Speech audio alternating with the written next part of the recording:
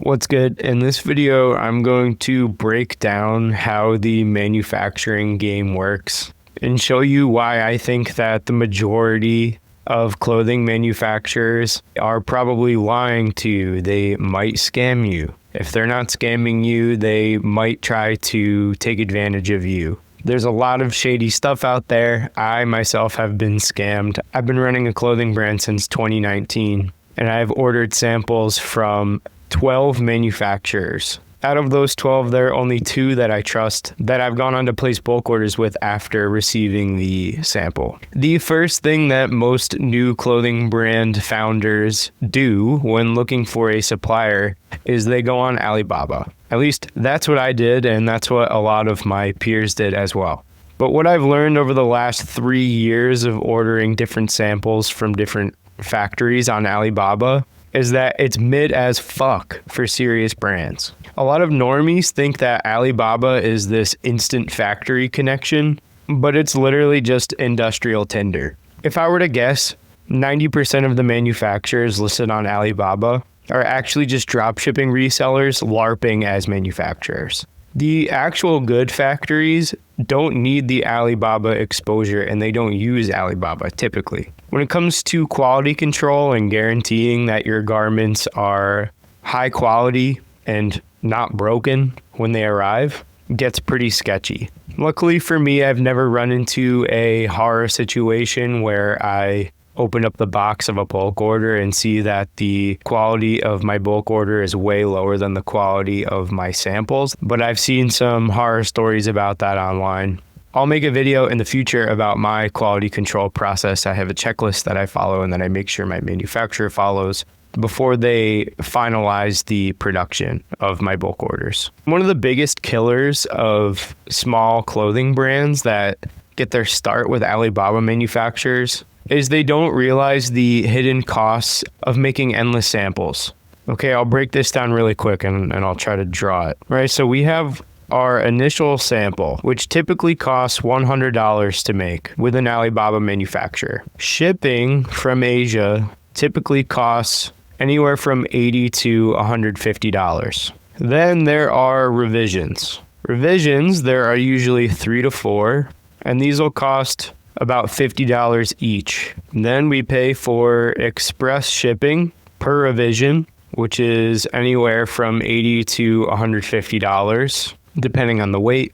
Then we have the final production sample, which typically costs another $100. And then we have the final express shipping, which typically costs about $150. So you're looking at $700 to $1,200 minimum before you even start production, and that's just for one style. This is where the factories get most brands into a psychological trap.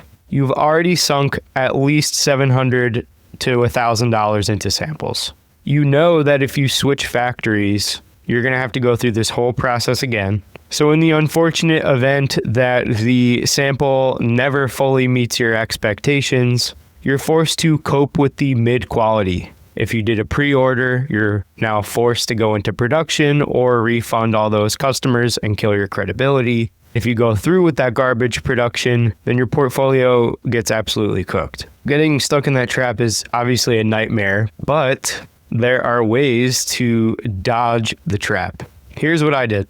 I'm calling this the parallel sampling method. Basically, I sourced from multiple factories simultaneously, up to 3 at once. That was really my limit as far as communication back and forth that I could handle. If you were working with a Chinese factory, they're awake when most people in LA are sleeping. Adding more than 3 factories to my plate to communicate with got overwhelming. So I just sourced 3 simultaneously. I sent them identical tech packs, same timeline, same specs. What I then did is I showed factory A's samples to factory C and factory B's details to factory A, which created perceived competition. So now all 3 factories are trying to outperform each other. I picked the best performing factory that was the most easy to communicate with. To be honest, that was really the biggest factor.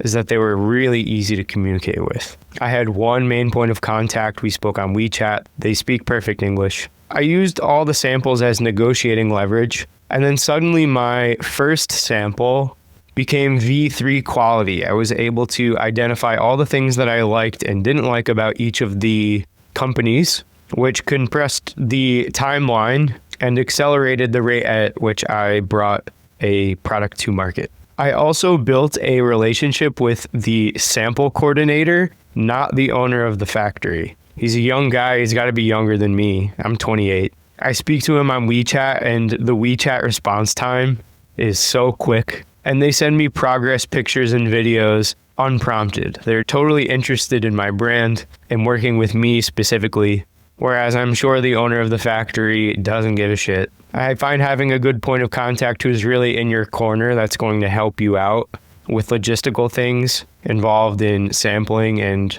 getting your bulk order is really important. It's almost as important, if not as important, as the quality of the garments itself, at least when you're first starting out. If you're curious to know all the details about the manufacturer that I trust, leave a comment and I will share that info in a future video. I did find them on Alibaba. So yes, I know I just totally trashed Alibaba for a big chunk of this video, but all I care about is that the manufacturer can take my tech pack and make a high quality product in a short amount of time, ship it to me unscathed, and they communicate with me very quickly. So out of the 12 manufacturers from Alibaba that I tried, there's one that I like and one that I trust, and it's the only manufacturer that I use for my garments if I'm getting them made overseas. All right, that's some sauce about the manufacturing psyop.